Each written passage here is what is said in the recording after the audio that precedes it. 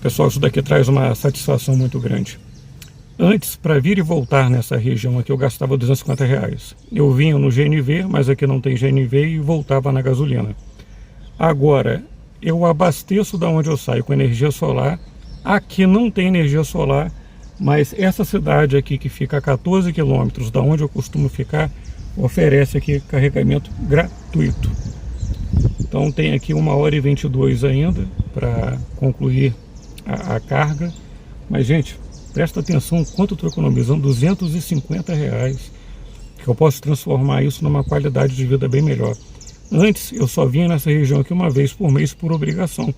Eu gosto muito do local, mas para não apertar no bolso, eu não podia vir mais. Agora eu já tenho condição de vir. Venho com energia solar, chego aqui, carrego gratuitamente. E até mesmo no mês passado, em dezembro, eu tinha que colocar gasolina aqui. Deixa eu ver se eu consigo virar a câmera. Gasolina aditivada sempre R$ 6,69. Gente, eu acho que está compensando bem. Nesse vídeo eu vou apresentar para vocês o que mudou na minha vida quando eu adquiri o carro elétrico, o Geely X2. Hoje está completando cerca de 40 dias. E a questão também da economia, que foi o meu foco principal em ter adquirido esse carro. Em média 40 dias que eu adquiri esse carro. Eu sei que 40 dias é pouco para a gente dar um parecer em relação ao carro, né? O interessante mesmo seria aquele teste lá da 4 rodas, que o cara roda lá 60, 100 mil quilômetros e desmonta o carro todo, para que a gente verifique ali os desgastes prematuros ou não que o carro teve, como foi assistido durante as revisões. Eu acho muito bacana quando a 4 rodas disponibiliza esse tipo de... Eu vou tentar ser o mais honesto, o mais sincero possível com vocês, porque a internet tem muita narrativa, né? E a gente não pode ficar olhando para a narrativa, a gente tem que olhar para dado e ver se esses dados eles correspondem ou não para o que a gente espera. Tempo é uma moeda que a gente gasta sem saber o saldo, e eu perdi muito tempo vendo um canal aí que o cara cria um alarme danado ali para falar sobre carro elétrico e depois para vender uma consultoria. Então, tipo assim, cria uma dificuldade para vender uma solução. Não é esse o meu interesse. E falando em dados, eu não estou tão mais preocupado em relação à durabilidade do carro elétrico, em relação à combustão e assim por diante. Assisto muito o canal do Gilson, foi um canal que me deu gás em relação a nível Brasil, tá, para estar adquirindo esse carro. Ele aluga carro para motorista de aplicativo, tem uma frota lá da BYD, e tem um Dolphin GS lá, que seria o carro que eu iria comprar, né, que já ultrapassou 300 mil quilômetros, né? Então você imagina, colocando 50 centavos o quilômetro rodado, que é até pouco, hoje em dia tem que refazer as contas aqui, mas o cara só em combustível ele já economizou um carro, né? R$ 150 mil, 300 mil quilômetros rodados, você economizaria isso daí. Mas, enfim, além desse canal do Gilson aqui no Brasil, eu fui lá no YouTube, né, Estados Unidos e tal, então vi lá Mitsubishi Mi-EV 2010, rodando com a bateria original, com o motor original ainda. Claro, a autonomia caiu, lógico, 15 anos de uso, né?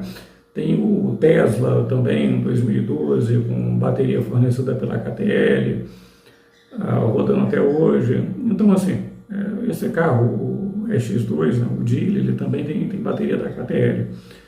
E, embora a garantia seja prevista para 150 mil quilômetros ou 8 anos de uso, eu estou bem tranquilo em relação a isso, mediante a esses vídeos que eu vi. Porque, veja, se uma bateria que foi produzida lá em 2010 está rodando até hoje, com o avanço da tecnologia, 15 anos depois, você imagina como a bateria de hoje vai se comportar, né? Então, o canal do Gilson já me deixou tranquilo em relação a isso, com o Dolphin GS 2023. Então, esse vídeo não vai ser tanto nesse foco de durabilidade, não. Vai ser mais no foco do que mudou na minha vida e do que isso está proporcionando em termos de econômicos, em termos de economia. Pensa num sujeito chato na conservação, na preservação do carro, esse cara sou eu. É o seguinte, gente, o carro é uma bênção, né? E você não deve maltratar uma bênção, assim como a tua casa, a cama que você dorme, tudo que você usa aí para deixar a sua vida mais fácil. Esse excesso de cuidado que eu tenho com o carro, que eu tive, ele sempre deu bons resultados, porque meu uso predominante é o rodoviário. Então, você imagina um carro dar problema em 200, 300 quilômetros de distância da sua casa, até mais, é complicado. Por conta de uma gasolina ruim, por conta de um bico injetor paralelo e assim por diante. Para você ter uma ideia, o último carro que ficamos agora foi um Fluence 2016 e é um carro francês, é um carro complexo, embora, claro, tenha mecânica japonesa, né, proveniente do Nissan, tem a caixa de marcha também proveniente do Nissan, toda a elétrica dele, os outros acessórios, tudo francês, e a gente sabe que o francês ele não tem a mesma durabilidade do que um Toyota, por exemplo. Mas em todo esse tempo com o carro, eu só tive R$ 1.000 de manutenção por conta desse excesso de zelo. Eu só troquei no carro um coxim e uma plaquinha do ar-condicionado, ou seja, 5 anos, eu tive menos de R$ 1.000 de gastos ocasionais com o carro. O coxinho não deveria nem entrar na conta, porque foi vítima de um buraco. Aí que entra o papo interessante, eu estou muito mais despreocupado hoje em dia, né? Porque tantos itens que tinham no carro a combustão, hoje em dia eu já não tenho preocupação, são 40%, 50% menos peça, não sei, tem um dado em relação a isso. Mas veja, você entra no carro, você liga ele e você vai embora, você não precisa esperar para aquecer, você não tem preocupação com carbonização do motor, você não tem preocupação com bomba baixa, você não tem preocupação com a qualidade do combustível que está sendo colocado. Antes eu tinha muita neura por conta disso, porque se eu tive essa neura, é porque eu já sofri com isso décadas, anos atrás, né? E hoje eu já não tenho mais essa preocupação a partir do momento que eu tive o carro elétrico. Então, bomba de gasolina, bico injetor, trocar vela, trocar correia, nada disso me esquenta mais a cabeça. Né? Retentor, canister, nada. E engraçado até uma outra coisa que me aconteceu agora vindo para cá, que eu estou aqui a 1.000 metros de altitude, nessa localidade agora. E os carros anteriores, o que acontece? Você pega uma inclinação muito grande, né? O carro força bastante o motor, força bastante o câmbio ali CVT, né? Esgoela ali, sobe a rotação e tal. Com um carro elétrico você nem percebe isso. E a preocupação que eu tinha também, né, o excesso de zelo é complicado às vezes. O motor, ele trabalhando inclinado, né, a lubrificação dele também é comprometida. Então, vários fatores aí me deixaram muito mais tranquilos em relação ao carro elétrico. Mas calma que nem tudo é vantagem, eu já vou explicar isso para vocês. Os 2.500 quilômetros que eu percorro mensalmente, em média, tá? Tem meses que eu ando 2.000 quilômetros, tem outros meses que eu ando 4.000, mas fechando aí 30.000 quilômetros ano. O que acontece? Eu tenho um percurso já pré-programado, né? Então eu já comprei o carro sabendo ali onde eu teria energia gratuita, onde eu teria energia solar e assim por diante. Então nesse aspecto ele está atendendo muito bem. O problema é quando você muda de rota. Dependendo da rota, cara, você não tem posto, não tem. Eu estava vendo uma rota aqui agora para levar o meu sogro numa viagem que a gente costuma percorrer 800 quilômetros por dia. E nesse trecho, embora seja na BR-101, só tem carregador pelo lado da pista de quem vem. Pelo lado de quem vai, basicamente não tem. E quando tem, é carregador de 7 kW. Como é que eu vou ficar com uma pessoa de 85 anos de idade esperando o carro carregar durante 3 horas, 4 horas? Não tem condição de estar fazendo isso. Eu poderia ficar junto à minha esposa e tal, mas junto a uma pessoa idosa é sacrificante demais. Então o que acontece? Nesse percurso eu teria que perder tipo assim 10 quilômetros para pegar um contorno e ir para o outro lado da BR para depois retomar após a recarga. É complicado. E se em cada posto tivesse um carregador aí, tipo o wallbox que temos em casa, não teria preocupação nenhuma, porque você para e você vai fazer suas coisas. Esse lugar, por exemplo, que eu vou, que são 800, né? Ou seja, eu pararia o carro com 280, 250 quilômetros, carregaria ele mesmo num carregador de baixa potência durante 40 minutos, uma hora, que me daria uma autonomia aí de um pouco mais de 100 quilômetros ou 90 quilômetros, concluiria o percurso, chegando no local de destino, eu deixaria mesmo no carregador lento, terminaria o nosso compromisso lá durante 5 horas ou 6 horas, pegaria o carro completamente carregado e voltaria com tranquilidade, carregando depois por mais 30 minutos, uma hora, ou num carregador de alta potência até bem menos que isso. Então esse está sendo o grande empecilho para mim em relação ao carro elétrico. Mas, mesmo se eu tivesse, eu tenho essa viagem, por exemplo, de 800 km dia 4 vezes por ano, junto ao meu sogro. Nada me impede de ir ali na Movida, na Localiza, alugar ali um mob por R$150 a diária e viajar com esse carro, sem problema em relação a isso. Mas para fazer uso do meu próprio carro, tem essas intercorrências aí e você tem que avaliar bem se o percurso que você vai mais utilizar o carro, você tem esse problema de infraestrutura ou não, porque o problema não é com o carro, o problema é a infraestrutura. Agora, pessoal, falando na parte mais interessante, que o principal motivo que me fez comprar esse carro foi o financeiro. Então, eu calculei aqui durante 3 anos de uso com o carro. Isso no meu caso, tá, gente? Pode ser diferente do seu.